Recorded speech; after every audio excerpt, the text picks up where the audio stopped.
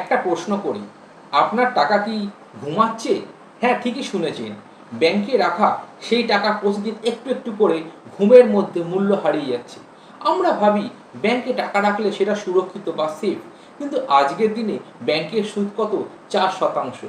আর মুদ্রাস্ফীতি কত? সেটা হলো 7%।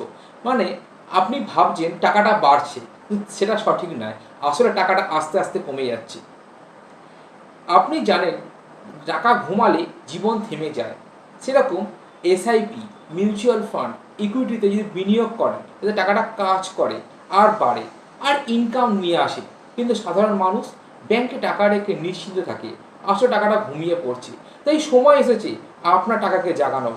একটা ছোট্ট এসআইপি দিয়ে শুরু করুন, যাতে আপনার টাকা আপনার জন্য কাজ করে। আপনি যখন ঘুমাচ্ছেন আপনার টাকা তখন আপনার জন্য গড়ছে। নমস্কার, আমি সুব্রত পাল।